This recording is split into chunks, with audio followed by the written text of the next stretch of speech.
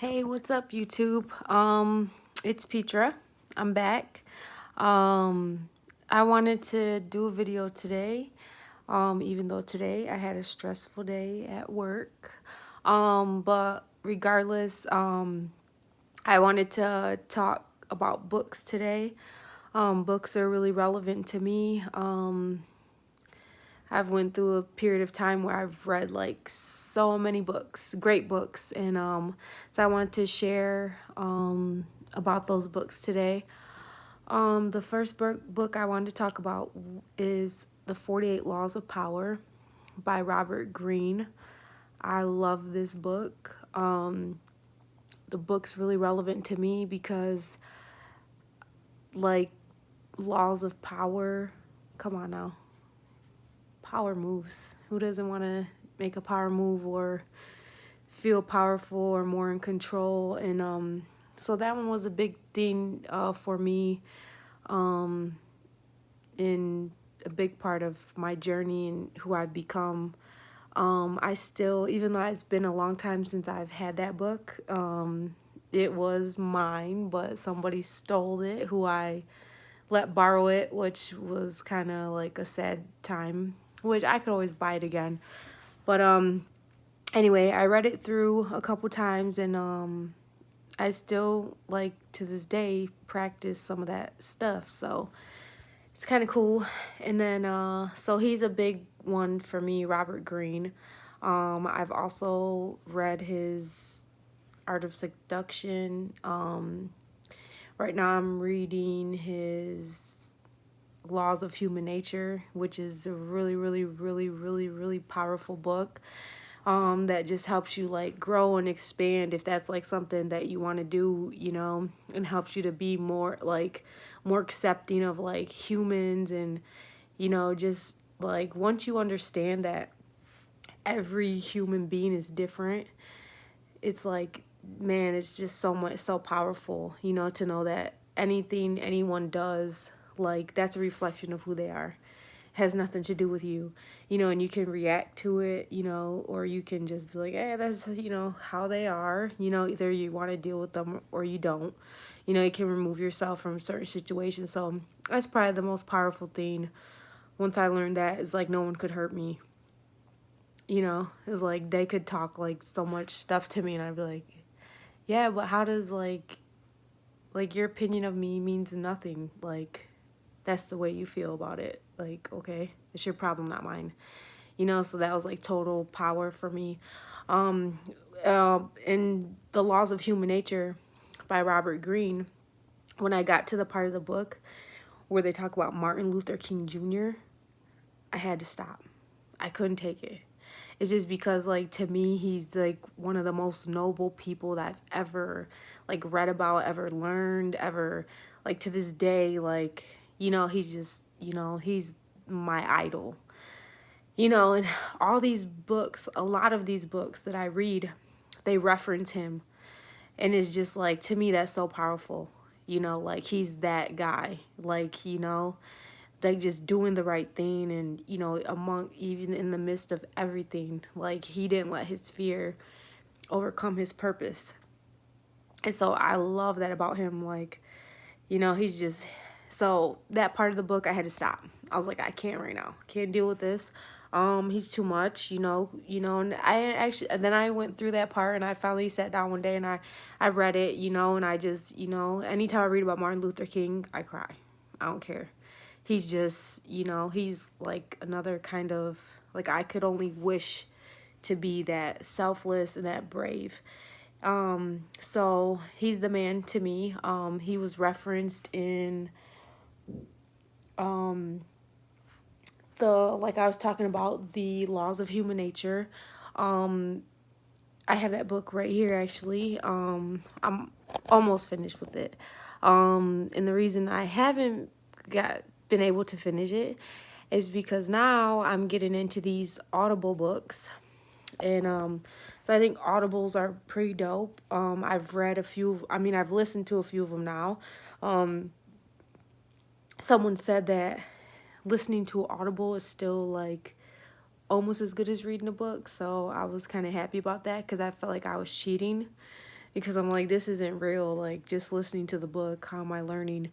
But I've read some, I mean, I've listened to some really, really good Audible books. I've talked about my previous video about how much of a Gary V fiend I am. So I definitely listened to his book, Crushing It in the Audible.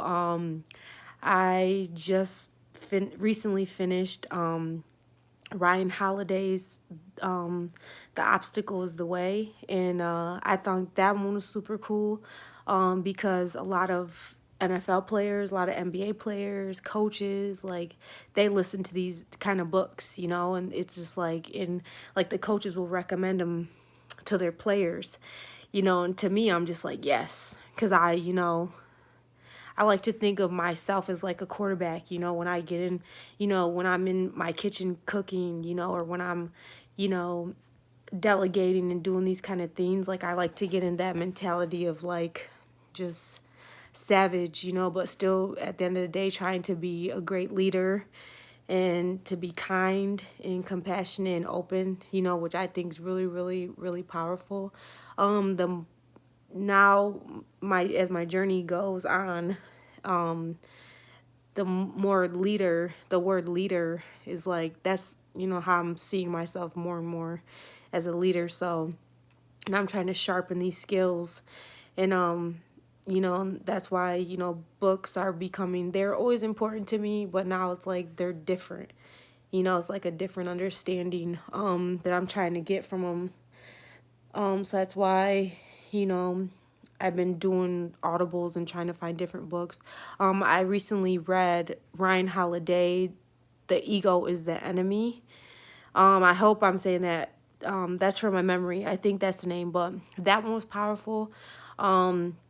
It's hard to listen to these kind of books because no one wants to hear about their ego. The ego is really, really hard, and I, had a big problem with ego when I was, younger. Now I've made it past that. Well, I'm working on it, because, you're always going to have work to do on yourself, but ego to me is thinking you're better than someone. And like when you have that thought, it couldn't be more from like the farthest thing of the truth. Like no one is better than anyone. We are all unique and different. We all excel and fail at different things. So like that's the ego. Thinking you're better than people, or not be, it's just, it can be so many things, but for me, that's what it was for me. Like when I was younger, I'd be like, oh, I'm better than her, but, it's just, it all leads back to insecurity, leads back to the ego, so if you are brave enough to confront your ego, then that's a great book. The Ego is the Enemy. I love that book. Like I listened to it like nothing because I just so into it. Like I'm like, yes, I want to do away with my ego. Like I hate my ego. So and like sometimes I'll like I have to put myself back in check, because sometimes you're like feeling yourself, you think you're the shit, and you're like, hold up, but really I'm just a piece of shit. Who the fuck am I? I'm no better than anyone. I can only be better than myself. That's it. So that one's a powerful book. Right now, I'm so excited because I just downloaded Alicia Keys' Audible book, More of Myself. And man, I had to pause it because like I started listening to it earlier today. And I was like moving around at work, we weren't open yet, and I was just getting everything ready, and I'm just like listening to it. And then I'm like, I started getting lost in my like work at my job, and I'm like, I have to stop this because I can't miss like one part of this. I really want to read this book, or listen to this book. So I'm waiting on that, because I know it's going to be good because it's just like the beginning part is good. And I love Alicia Keys. I'm a Alicia Keys fiend. Like, you can't tell me anything bad about her. I don't care. And so that one I'm on right now. Also, I want to talk about some oldies but goodies that I have that maybe a lot of people don't have. There are books that I received a a long time ago. They were free from a nonprofit organization, and they jumped at me. And one of them I've read through at least 3 times. And it's kind of easy to do because I'm going to show you right now what kind of book it is. It's this one right here. Daily Wisdom, 365 Buddhist Inspirations. Book is phenomenal. Every day, so it's like June 1st, and they'll have like a little scripture or something, not a scripture, but it's like something that maybe one of the Buddhists, said. And there's so many that I have marked that are relevant that I love.